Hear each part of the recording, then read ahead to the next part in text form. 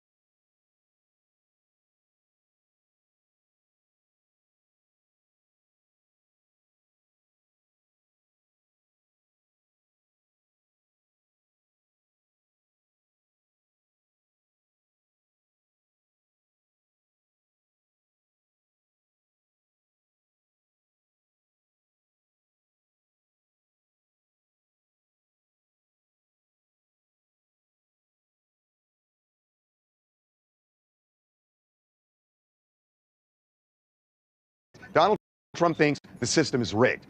Whether you believe it or not, he clearly believes it, and he's a transactional guy. So, Brian, what I'm wondering is this. We know that the Chrisley's daughter was in no small part responsible for their pardon by speaking at the Republican convention, by, supporting Trump and wearing a MAGA hat. Would you be surprised if you start seeing Diddy supporters outside that courthouse wearing MAGA hats and maybe even relatives of Sean Combs? It depends. Do they want to do that calculation? His sons show up to court wearing Fendi and designer goods. I doubt you would ever see them wearing a MAGA hat. But we've seen that the family is a very tight-knit family. They're going to do what they have to do to make sure they represent Diddy. Okay, let's bring in...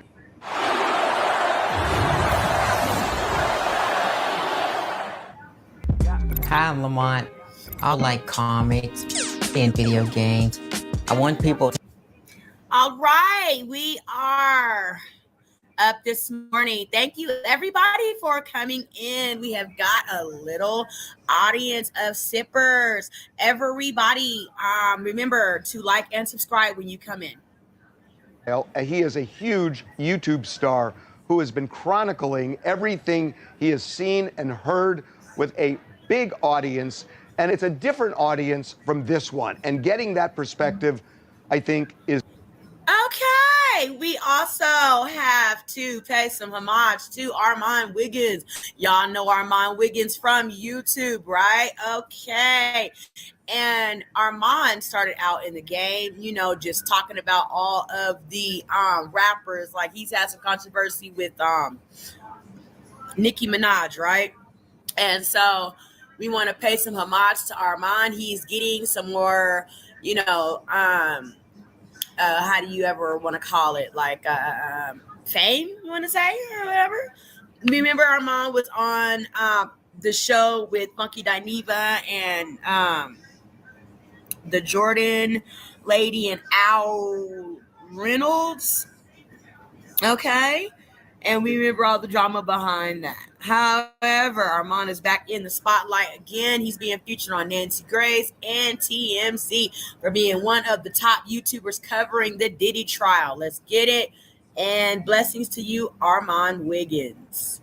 Is incredibly useful. So, Armand, welcome. Hey, guys. Thanks for having me. I'm so excited to be here. It's an honor. So I appreciate you guys sharing the platform with me. Armand, you have a different perspective of this. I mean, you're talking to a huge YouTube audience. It's a different audience. Dying to know how you have absorbed this trial. Yeah, I'll be honest with you. Up until this week, because I'm in the middle. I don't hate Diddy, but I'm not for Diddy in that way either. So I'm here for what the evidence proves and what's right. And up until this point, I felt like the defense really could have taken it.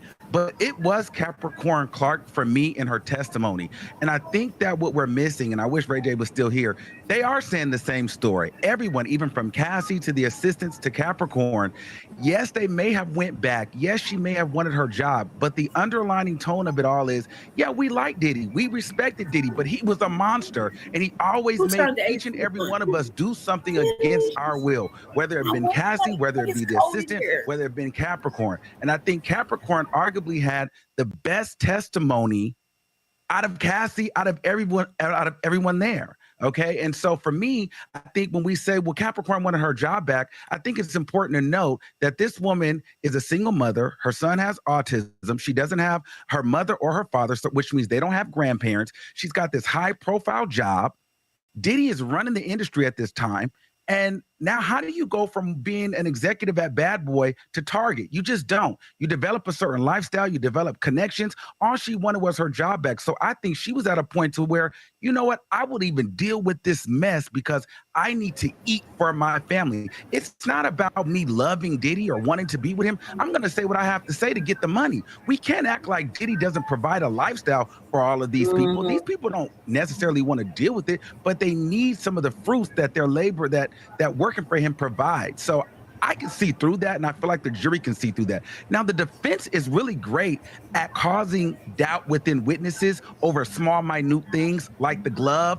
That was a good move. Like, oh, well, you didn't test the glove. Well, I can see them grasping for straws on that, but that was Kid Cudi's glove. You know what I mean? And so for me, and I think another thing that was interesting was Deontay Nash. He was a powerful witness in a different way. He came in sassy, very colorful. But to Brian's point, the juror, they never broke their face until he got on the stand. Okay, so he was able to make them laugh. He was able to get interactions. And I was able to see some of the women when he would talk about how, you know, he was Cassie's friend and he was very matter of fact. And when him and defense attorney Xavier Damson go back and forth, which by the way, I think Damson is the worst attorney on this trial. I mean, he gets flustered, he messes up. I mean, I don't know where Diddy found him, because he can single-handedly throw this case for them, because Deontay was giving it to him, okay? And the jury was so engulfed in his story, which is very important because it keeps that relatability. You want him to win. Deontay made you feel like, you know what? That's a homeboy standing up for his homegirl, and he might get a little ratchet, he might talk a little bit out of bounds, but I know he's not lying. You know, his rawness communicated, you know, honesty. Like, he has no reason to sit up here and lie. That's the way it came across to me. There was a particular conversation that they were talking about that Damson tried to bring up about Cassie being on vacation with Diddy, and kind of alluding to the fact that, you know, she's still on vacation with Diddy. She doesn't have any scars on her face, and she didn't tell you everything. And he was like, you know, well, she doesn't have to tell me everything. And it was about, you know, Cassie basically saying, yeah, I'm always out of town because I go through so much stuff. Now, there was a little piece of that text message that they didn't read. At the end of it, there was the Nene Leakes meme that said, bloop, right? And so the jury was able to see that bloop. Now, there was two jurors that read the end, and they looked at each other and they said, bloop. So what that tells me in my language is, clock it. So whatever they tried to do, improve, they didn't really prove it, because it was like, yeah, girl, you do deserve that because he did put you through all that. So at best, take that trip to Mexico and spend his money. I'm with you. That's how I think Armin Wiggins should do the summation. Honestly, Armin Wiggins, you should do the summation for the prosecution. I am absolutely engrossed by everything you're saying. Or the defense. I was sitting here thinking he should do for the defense, quite frankly. I mean, Armin, let me ask you a question. Where are you from? Los Angeles. Okay, but you're in New York for this trial to watch it? Yeah, I flew down here to cover this trial. Okay, well, look, I'm a Brooklyn guy, you're a LA guy, so it's the same sort of, little bit of the same thing, right? It's guys like you who are actually sitting there watching it. I'm really interested in your opinion, your take, because a jury is comprised of you. That's what a jury is going to be. Guys who are from all different walks of life, from the school of hard knocks, from the city, who are going to sit here and evaluate things with a dose of reality, right? Who are not going to be like blown away or emotional about every piece of testimony, as horrific as it is, because some of this stuff is horrible. But I just want your take on it, and your take is a good one, because you're analyzing it clearly not partisan one way or another. I thought you were actually making some good points for the defense. You also made some good points for the prosecution. But so what you're saying is this jury's not giving you a read one way or another, right? They're not, but they gave a read today. The only person they gave a read to was Deontay Nash. They were laughing. And see, that's why it's so important, because when you get people laughing and engaged like that, they want to be on your side. You know what I'm saying? 100%. He gave such a rawness to where it was like, well, I believe this guy because he has nothing to hide. And the defense, Damson, he was flustered. He had to stop. He was trying to talk as a matter of fact. And Deontay was like, no, that's not how it went. Let's bring it back. And then so they're looking like, oh, wow. So they're really engulfed in his testimony. Difference between Mia, though. Also, when there's a moment like that of levity in a trial that's so unpleasant and that brings such tension to bear, it's nice to relieve it once in a while and to release and laugh. When you have a moment like that, it's appropriate. So jurors do that, I find, when there is an opportunity to do it. So, but listen, your assessment is, as someone who's there, that's what I want to hear. So I'm well, very curious to see it was honestly the two jurors having a moment together, because it was the bloop moment. So for our culture, for Black people, what that means is, you caught that? Oh, okay. Yeah. That was a silent communication. That was a silent cue of, yeah, she did that. That's what that meant. And it was between two Black women. And let me ask you a question right there. That point was for the prosecution in your eyes or for the defense? That was for the prosecution. Yeah, because Because that what speaks that to the said was, believability. That speaks to the believability. I got it. No, I wasn't understanding. I wasn't following along. no, So the that's- reason why it okay. was for the prosecution, because the defense was trying to say, well, listen, Cassie's still out of town with Diddy, having a great time, even after she got beat up, and she has no marks because she was, and Deontay was saying, well, girl, you're always out of town. And Cassie said, I deserve it. I go through so much.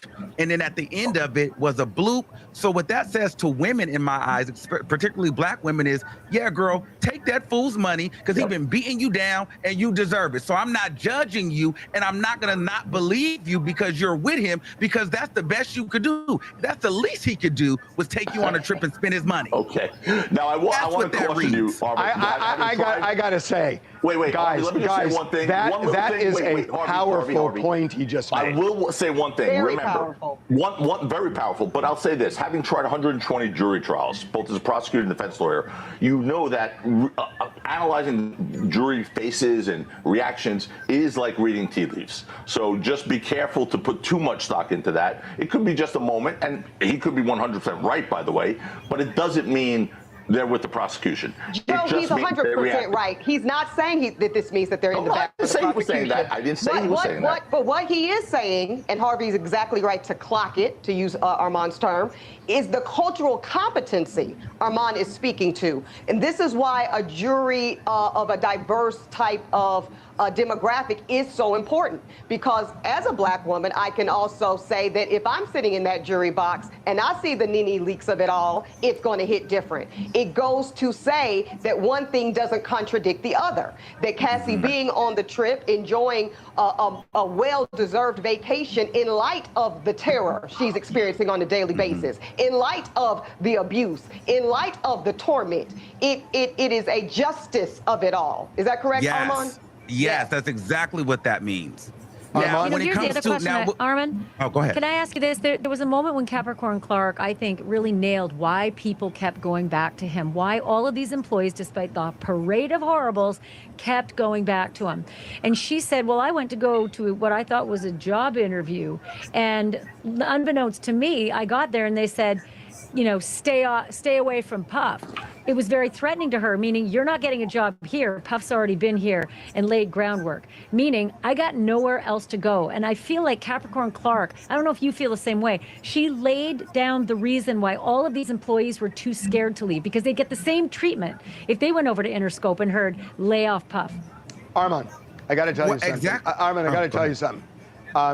You are the first person we've had on this show who the panel has not attacked, so congratulations.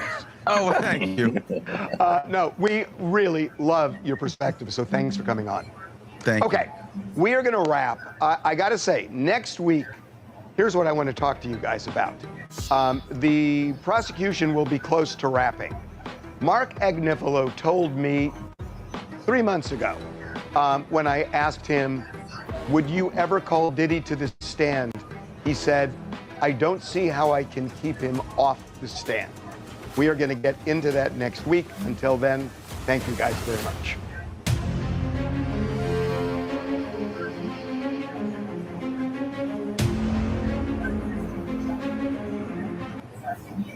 I think Joe's point is trafficking.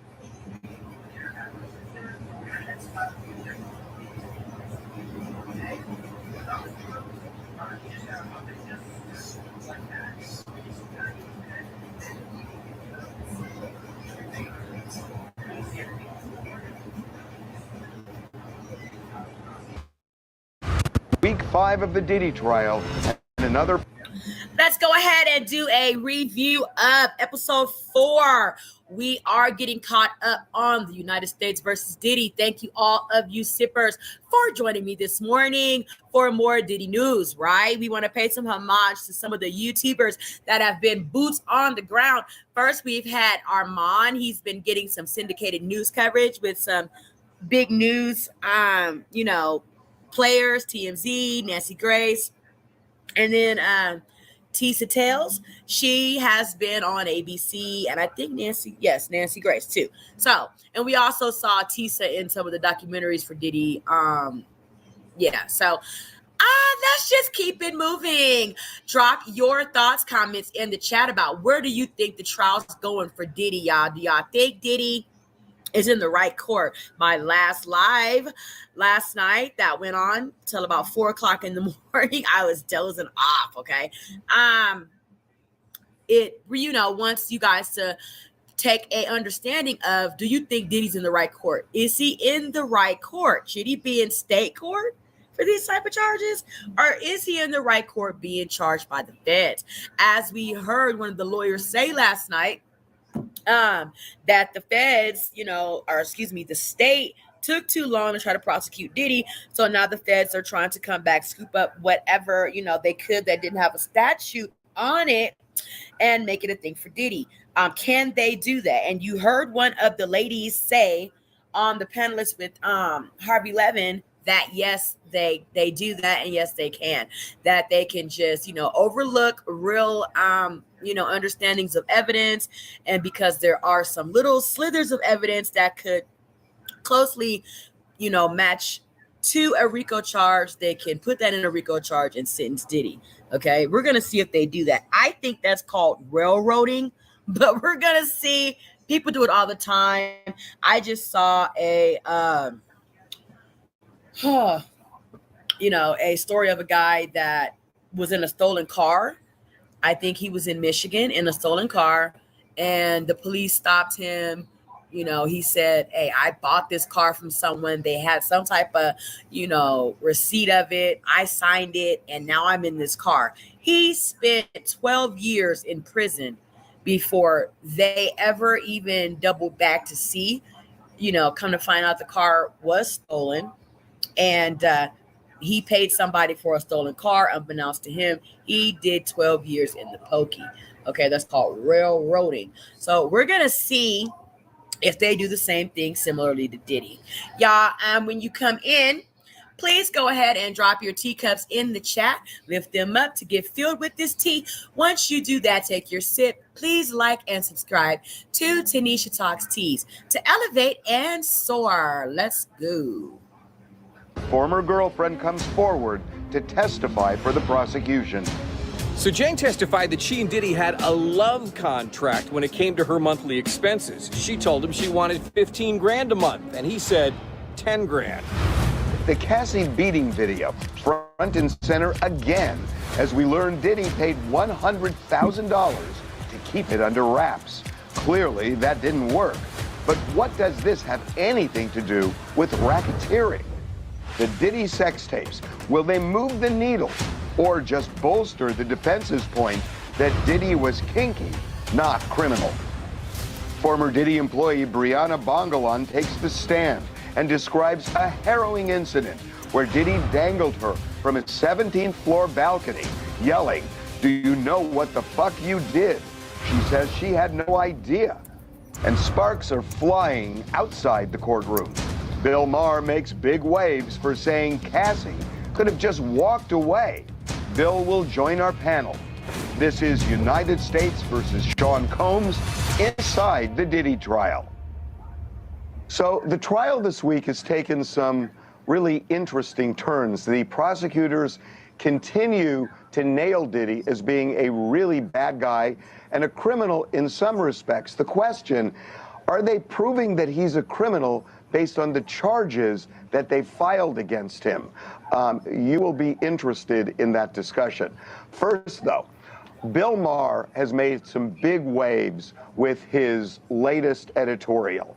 If you're being abused, you got to leave right away.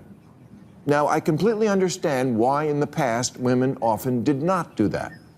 If Diddy walks free, it will be because his lawyers can point to an endless stream of text from Cassie expressing what's often called enthusiastic consent to their sex life. If we're going to have an honest conversation about abuse, we also have to have an honest conversation about what people are willing to do for stardom. If you want a #1 record on the chart so bad you'll take a #1 in the face, some of that is on you. He is joining us, the host of Real Time, brilliant comedian, the host of Club Random.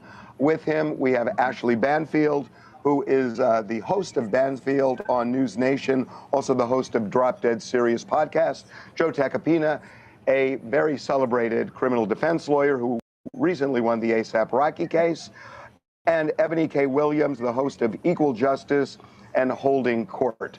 Okay, Bill, I was fascinated by your editorial, essentially saying that women now have agency. Women have the ability to leave an abusive relationship. And Cassie essentially made a deal with the devil that if you want a #1 hit, you have to do certain things to get it. It's your call whether you want it or not. In her case, freak-offs, which you say the text show she was enthusiastic about. Is that a fair characterization of what you're saying? Not completely. I wasn't saying that those texts that she wrote were sincere. I don't think they were. I don't think she was enjoying the freak-offs.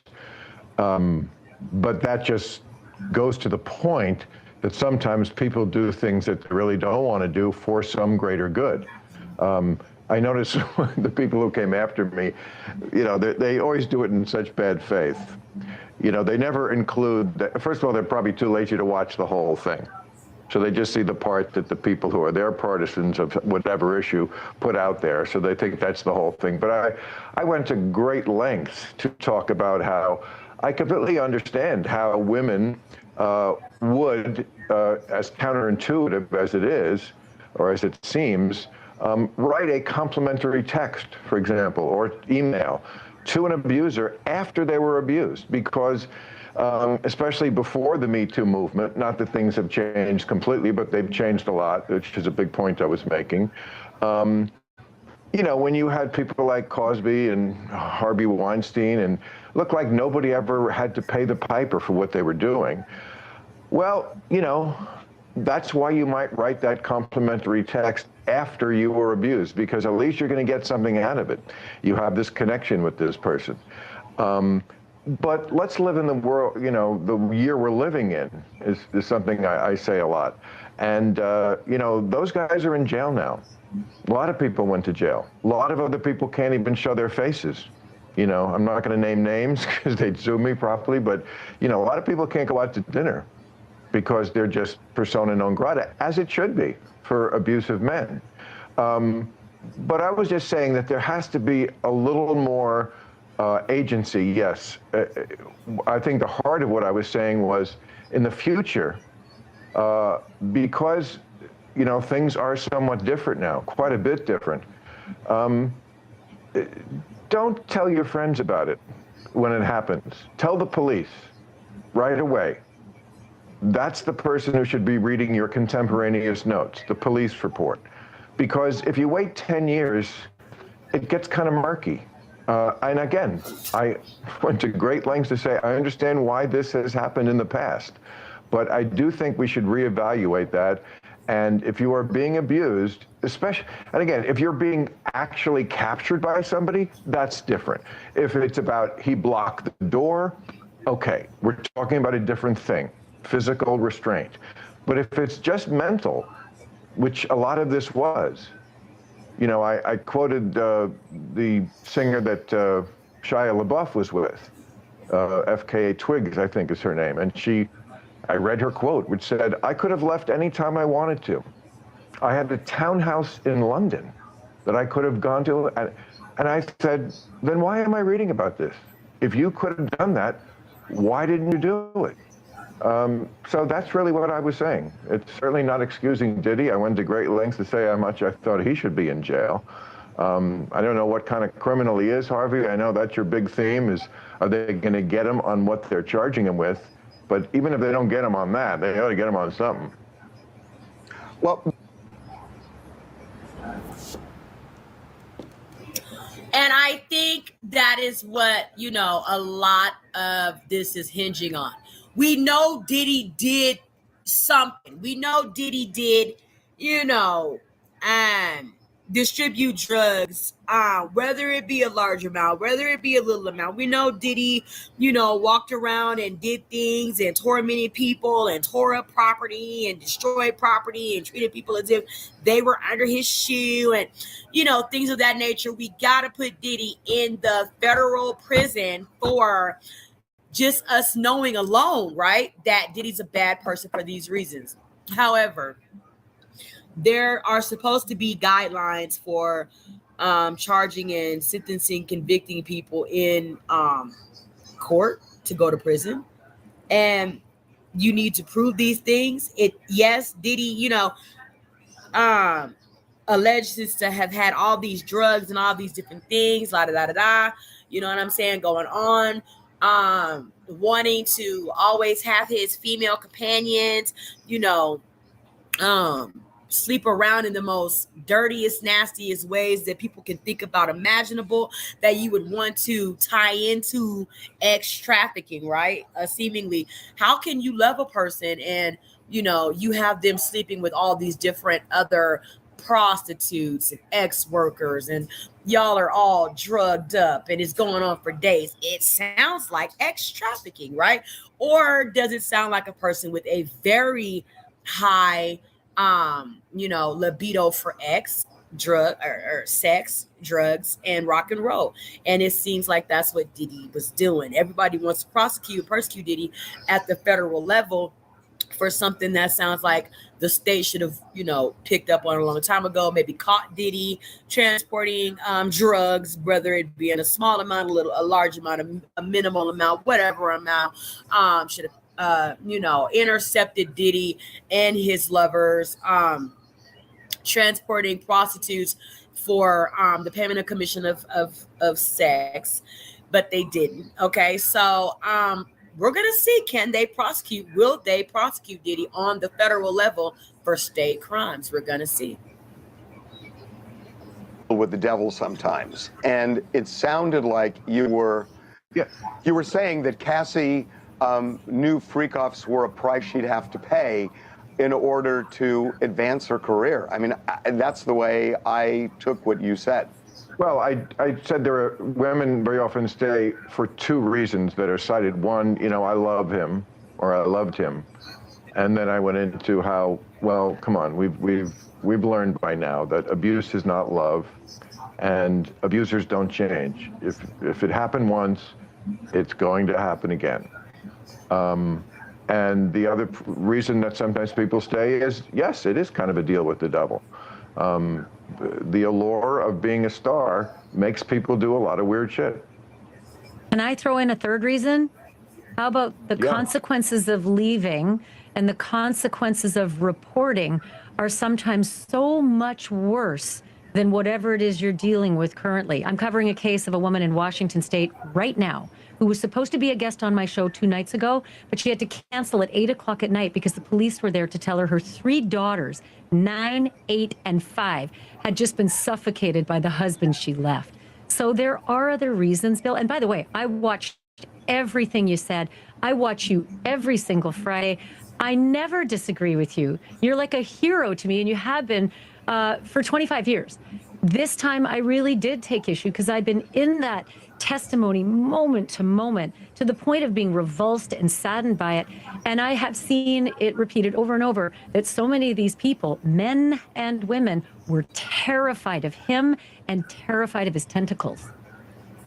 Okay, I mean, there are no great choices sometimes. I agree. But you're saying the preferable choice is just to stay there? To stay in that Sometimes if it means you stay alive. Yeah, I think the case of the Washington woman is a perfect one, and it's so proximate. It just happened. Sometimes you stay alive by keeping the status quo. I guess it's a case-by-case basis. I mean, yes, if your life is imminently in danger, I guess that's a different situation. I don't think that's what we're talking about here, and that's not what I was talking about, and that's not what we were just talking about with show business. But I agree. It's the show business part is the second part. I'd like to just add a fact into Bill's framing, if you will. Good to meet you, Bill. And I appreciate you pointing out that what Diddy's done is quite horrible and he should suffer some consequence. But in the framing of sometimes people make a deal with the devil for fame, celebrity, and wealth, which sounds very kind of Robert Johnson, selling his soul to the devil to have a phenomenal blues career. And that works scenario. But let's look at the facts here with Cassie Ventura. We know she was 19 years old, which we all know isn't even a completed frontal lobe cognitively, right? Literally not fully able to make conscious decisions in a full way. We know that Diddy, per Cassie's testimony, didn't show any of that violent tendencies or malicious, violent aspects of himself until well into a year or two into her signed deal and into their relationship.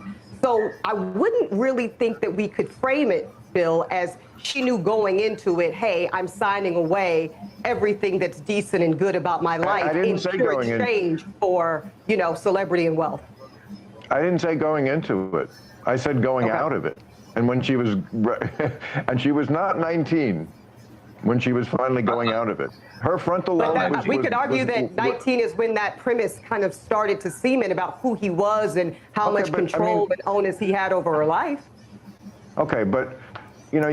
And let's not also forget that when Diddy met Cassie, okay, she was already dating a much-to-do, way older man already that's already been entered into the trial as well. Hi, Apex Pulse 83. We are covering the Diddy trial, the United States versus Diddy. Anything you need to be caught up on, please go back and review other lives. Thank you for joining us over on Twitch. We really, really thank you for being here. All our Twitchers, keep on sipping. This is a live stream. We are reviewing the United States versus Diddy Apex Pulse. Thank you. As I was saying, so yeah, you see what I'm saying? There were already things that Cassie was doing with older people, older men, significantly older than her before she met Diddy. She was already with the older guy. I believe he was in his 40s when she was I think it's rumored to have been said she was like maybe even 17, 18. When, you know what I'm saying, she met this older guy before Diddy, where she was trying to break into the entertainment industry.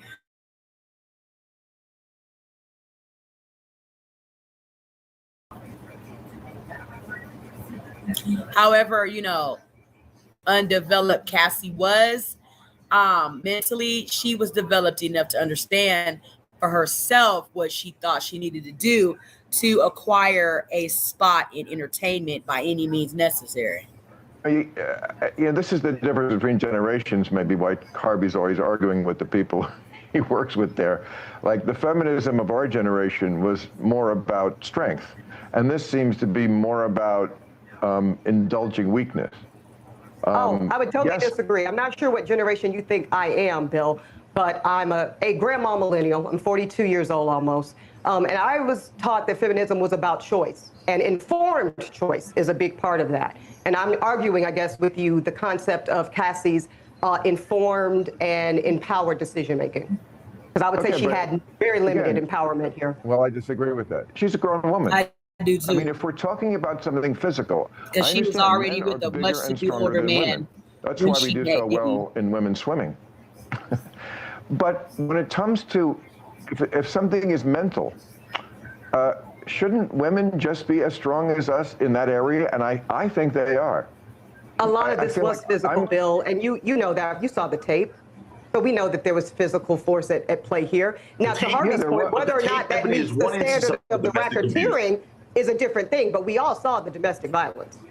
Hey, yes, Joe, we put a poll up on the website on Saturday. We put Bill's editorial up on our site. 45% of the people agreed with him. That's a huge number. I'm wondering if what Bill says is kind of resonating with the jury. It is, because if you don't think there are some women jurors from New York City, really as tough as they get, in my opinion, where I'm from, by the way, that are going to see it the way Bill sees it, which is like, you had a choice. Once this happened once, twice, you could have left. And I'm sorry, everything Bill's saying is right, because understand this. I'll go back to this. I keep repeating this, but all these issues with Cassie Ventura, for example, let's start with her, where she didn't leave, as Bill just said. She kept coming back for more because it was enhancing her career, or she believed it would.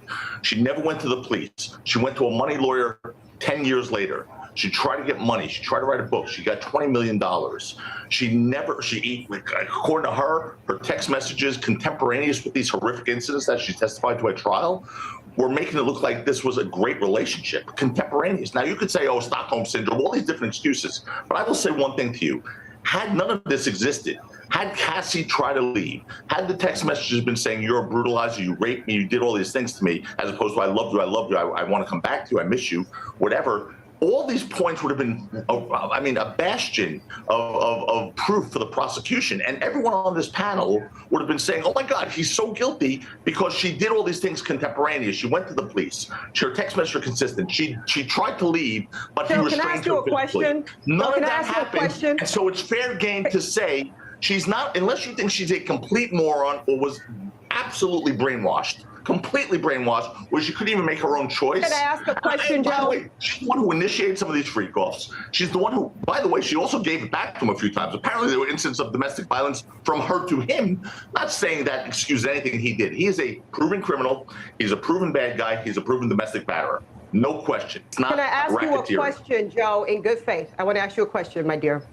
Do you think in order for a victim, a pure victim, to be listened to, believed, and considered in this construct, do they need to be a perfect victim?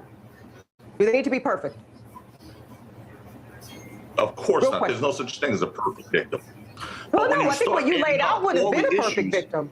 But if you start adding up all the issues, just all of them, there's 3 or 4 with Cassie Ventura. But even Bill Maher said, but Joe, even Bill Maher said he didn't believe that the text messages were sincere. He even was able to hold the space for the fact that that was likely the result. That's just one thing. But Bill Maher came to a conclusion that she could have left. Don't you think? 45% of the pollsters came in. I can't wait to see what the jury.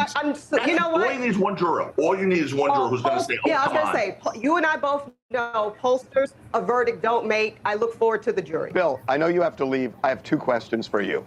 I'm fascinated to know what you think of the racketeering charge in particular against Diddy. Well, I mean, I get all my information about this from you. So I know. Okay, well, I mean, this is. I know this is your big thing, and I share your concern because I mean, I do think they should throw this guy in jail and lock him up and throw away the key. But how does it constitute that he's charged with? If they don't get him on this, it's a real shame because then they overreached for what they were trying to get him on. And there is a real question about whether the things he did constituted an organized crime. It wasn't very organized, except for the amassing of the baby oil. It was not very organized. But I just also want to say, I separate the Diddy trial from this other issue we're talking about. You know, people are so one way or the other. They're really. It's just depressing how they can't see any nuance. It's not like I'm Team Diddy or Team Cassie. Right. I'm not Team Diddy at all. I'm just saying that I mentioned in the piece I did, Tina Turner got away. Now, she went through a lot of hell in an era where there was no kind of support. J-Lo was with Diddy. First sign of trouble, she bounced. But it's not like it can't be done. I'm sure in some situations, like I said a few times here already, if you're actually being captured, if you're being physically restrained, or you think you're going to die, well, first of all, if someone was going to kill me, I would do everything I could to find a way out of that situation. And you know, I just think oddly in this discussion really looked to me like I believe in women more than you do. Well, Bill, can I just offer you this? What if I told you, and I do know this to be a fact as somebody who served on a board for domestic violence and child abuse victims for 6 years here in New York City, Safe Horizon. What if I told you, Bill, that the most dangerous time for a woman or her children or a man who's being violently abused is when they try to leave? It's actually when they try to leave that they are most likely to be killed. As opposed to what? Staying in an intolerable situation the rest of your life? That's all. I understand. It just happened. But go to the police. Go to the police. We're talking practically those are your 2 choices. I get it. That's a tough choice to make. Life is full of tough choices. But what you're saying to me is because the most a dangerous time is when a woman is about to leave. Should she just stay in that horrible situation? I'm not saying that at all. Usually that's what she chooses. Well, then what are the other choices? We Those are the other two services. choices. You know, if I had a dime, if I had a dime for the number of times I've covered a case of a woman who's gone to the police and actually gotten a restraining order and ended up dead, I would not be on this panel right now. There you go. Oh, I don't think those dimes would add up more than $5. No, it's true, Joe. Come on. You know how many judges have lost their seats? You've seen them. I've seen them. We've all that practiced have seen it. Judges that have that blood on their hands. Yes, there are outliers. But that's what law enforcement. No, those are not outliers. These are not outliers, Joe Today's day and Tacopina. age, you go to the police and say you were domestically assaulted by your boyfriend or by a celebrity. Game, set, and match for that individual. No, Joe. Good luck to you. I say this as a defense lawyer. I was a sex crimes prosecutor. I prosecuted these cases. Bill, before you go, I have one question. I have one question before you go. If he gets convicted, will Trump pardon him? Well, I would never put anything past Trump to do something like that. No way. Who could predict what Donald Trump will do? I mean, is it possible? Yeah. I mean, nope. Trump's a guy who wakes up every day and thinks he has another really cool idea. Hey, let's reopen Alcatraz. Hey, let's get Greenland. Hey, let's move Alcatraz to Greenland. Everybody would love that. So if he wakes up tomorrow and says, hey, I'm going to pardon Diddy, I will not be surprised. All right. Okay, thank Bill. You, hey, cannot thank you enough for doing this, Bill. Thank you. Buongiorno. Really appreciate it. Buongiorno. Bye, Bill. Okay, we're going to bring in Armand Wiggins, who is the host of his show on YouTube. Armand, welcome. Hey, guys. Thank you guys for having me back. So, Armand, you were in court all week. There was a security guard who testified about Diddy paying off the security people at the Intercontinental Hotel where he beat Cassie, and it paid him $100,000 to get the drive. What exactly does that have to do with racketeering? The way that I feel like it's the power on. I feel like it's showing like he's moving money around to silence people. It's hush money. And so I think that's the part. Like you're paying people off to hide your potential crimes. Mm-hmm. Guys, help me out here. I thought racketeering is about organized crime. This is about disorganized crime. This is Diddy going after a boyfriend of Cassie's. Diddy trying to get a tape to erase the horrible thing that he did. You know, Diddy breaking in to see about a Christmas present or threatening somebody in his office. But it doesn't feel like a criminal organization. It feels like criminal disorganization. No, because he's using his staff according to the testimony. Hold it. An enterprise that's established to commit crimes. This is not a racketeering enterprise. This is a Christina lunatic. Coram handed the phone. Christina Coram, according to testimony, called up Eddie Garcia, the security guard, handed the phone over to Diddy, and they made a deal to purchase some very damning video. A deal that was $100,000. You don't think that's obstruction? That is not racketeering, Ashley. That is obstruction of justice. This is crazy. This is not racketeering. Joe Tacopina, look at the list. There's 37 crimes under racketeering. One of them is bribery, and one of them is obstruction of justice. And that little act covered two of them, and he used his bodyguard and his chief of staff to help him do it, according to testimony.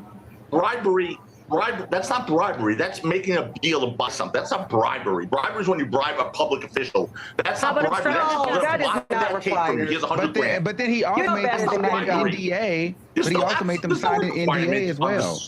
That's not bribery, guys. That's and they would have to pay him $1 million all day long, every day. That happens all the time. That's not peculiar to racketeers. You don't think this is obstruction of justice? And you nearly home. Need more. While they're paying bills, thank you guys so much. Again, they got Armand Wiggins back up there. You go, boy. You continue to rise to the top of the level of fame that you desire. So we're up on Diddy, right? Diddy's unfortunate fame has made a lot of YouTubers successful. And I want to thank all of my sippers for tuning in to me talk some teas on it, okay? So, yeah, what they're getting into right now is like the level of bribery in a racketeering case. Like it has to meet the level of bribes that meet racketeering. Like if you're bribing a witness that's going to testify against you in you hauling tons of cocaine on a boat across Florida, okay, that's bribery in the racketeering realm. Okay, I mean, they probably could have got Diddy in the state. Unfortunately, they didn't.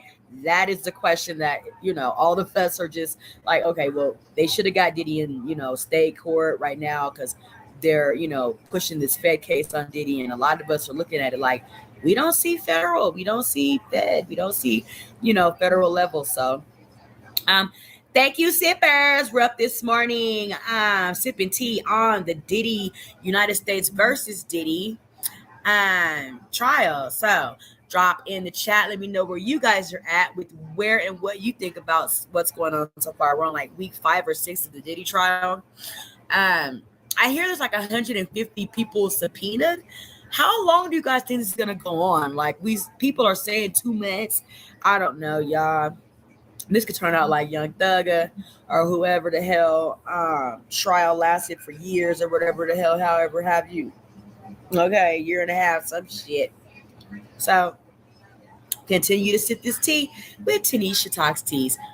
And we're back at to pull it off and hand over the big bag of obstruction of a $100,000. misdemeanor crime in Maybe, state court. you know what, expired. Ashley, maybe it is obstruction of justice.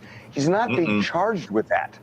But that's one of the predicate acts under what's required for RICO. I got to say, it's kind of interesting because the way lay people who non-lawyers think of organized crime is based on movies about the mafia, movies about groups that have this underlying business. So lay people, I think, look to see, is there this underlying criminal business, selling drugs, sex slaves, hitmen, where that's the business. This is all over the place. How about Nexium? Keith Raniere sentenced to 150 years in prison by this exact Southern District of New York group of prosecutors. They put him away for exactly some of the things that are being alleged in Diddy's case. You're not comparing Diddy to that guy, are you? Do you know that? That was sex trafficking and racketeering. That was sex trafficking. He was you know who we can compare it to, though? You know who we could compare it to? R. Kelly, who also got locked up on RICO. Minors. He got convicted of RICO. Those were minors. Weren't they? Why don't you compare him to Keith Raniere? Why don't you? These were grown-ass women and grown-ass men who could have left that cult at any time and didn't because they were under a psychological, financial, and physical control of him. It's the same pattern that we're seeing, attested to in the Diddy jealous courtroom. lunatic going crazy. Keith Raniere was someone who they looked at like as a Jim Jones figure. That's how they look at Diddy. They look at Diddy as a god. They said it. Many of them have testified he was a god. They looked at him as a guy who could advance their careers. Come on. Guys, is it a good idea for prosecutors to introduce sex tapes? Because there is buzz now that they are either considering it or made a decision to do it. Would it make sense for the prosecutors to show these freak-offs? Because I don't know which way it cuts. They've already shown a few. Yeah, they've already shown it. Doesn't make sense, Ashley is saying. I don't know, Harvey. It's a good question. I haven't seen them. Even though I did speak with Diddy and consult with him, I have not seen those tapes. I've been told, and I don't know, unless I see them, I can't opine, but I've been told they're just like sort of weird, but nothing so insanely graphic, right? That no one's getting hurt, no one's being bound or gagged or anything like that. They're just like this guy watching 2 other people have sex. It's strange, it's weird. Again, I don't know if that really advances the ball here. What advances the ball is car bombing people's cars, threatening people, if they don't do something, he's going to harm them. That's advancing the ball. Showing these tapes, telling about his baby oil, talking about his applesauce on hamburgers, I don't know if that advances the racketeering case here at all. Ashley? Well, I interviewed Sean Deering last night on my show, and he goes by the sexy name of Skyler when he's doing his male prostitution. And he was with Diddy and Cassie, I think he said about a dozen of these freak-off episodes. He said in the beginning, it seemed like Cassie was into them. Towards the end, things had palpably changed. He said she was going through the motions. It looked like she was controlled. And then when Diddy left the room and he tried to talk to her, she was terrified and told him, shh, not till he comes back. And so Skyler this guy, Sean Deering, changed his opinion of whether Cassie was under the control and doing things that she really didn't want to do. Brianna Bongelin testified that Diddy dangled her over a 17th floor balcony, and that he said, "You know what the fuck you did?" And she was asked, what was he talking about? She said, "I don't know." I'm not trying to be cute here, but to me, that left the jury hanging. It's what exactly are they trying to prove here? I mean, I understand that's a crime for sure, but what are they trying to prove if they can't say what it was about? I was real, Armand, I was confused by that. I think it was clear that they were trying to prove that this guy, it's the pile-on effect. It's the pile-on. All these women, he's beat them, he's manipulated them. That's that whole controlling of their mind, the psychological warfare that he puts them through, which to me would lead into the RICO that they're trying to prove. So for me, I think this was just an add-on. But the only thing is that defense team is so good that they were able to almost insinuate that her and Cassie set up and strategically planned this whole balcony situation for her to ultimately get a $10 million payoff, hopefully in the future, with a civil suit.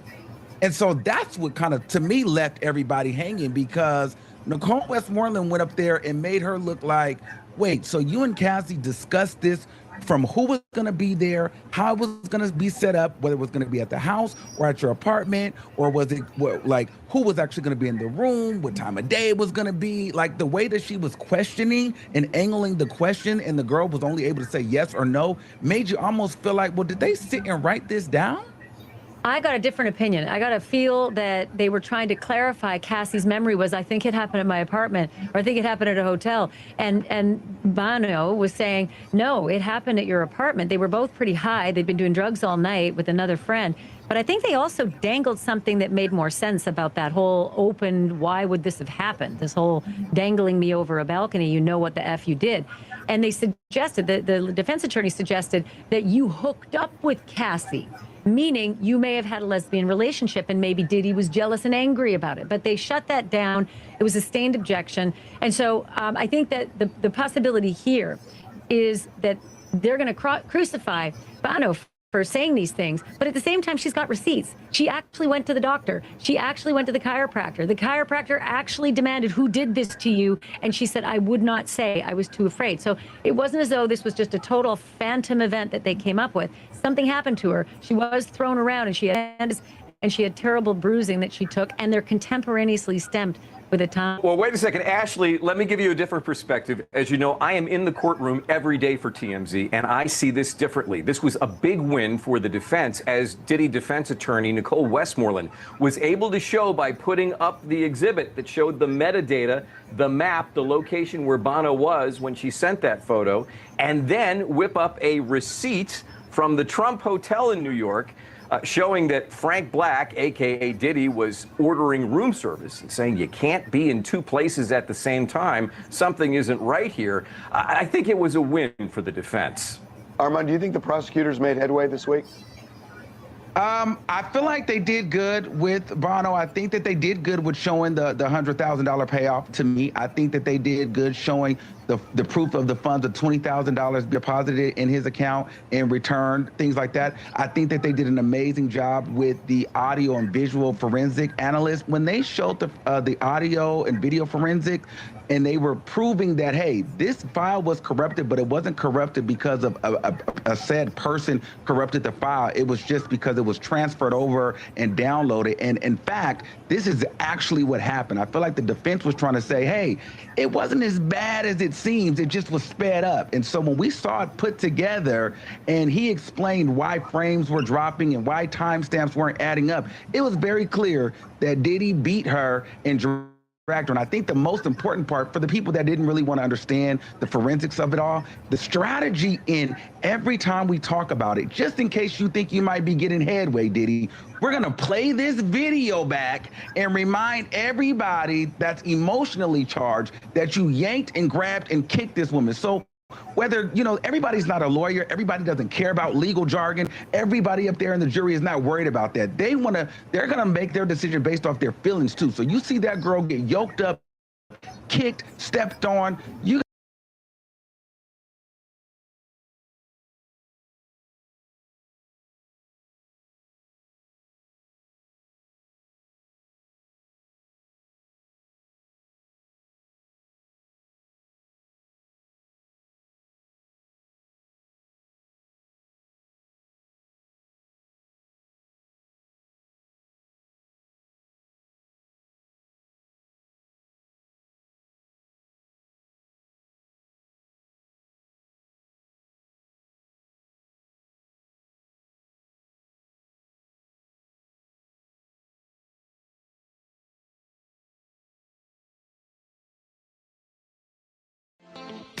Thanks for watching. Remember to show your support by liking, subscribing, and sharing. It's a blessing. Keep your teacups filled and ready for my next upload. Until then, stay inspired and remember, always stay dipping.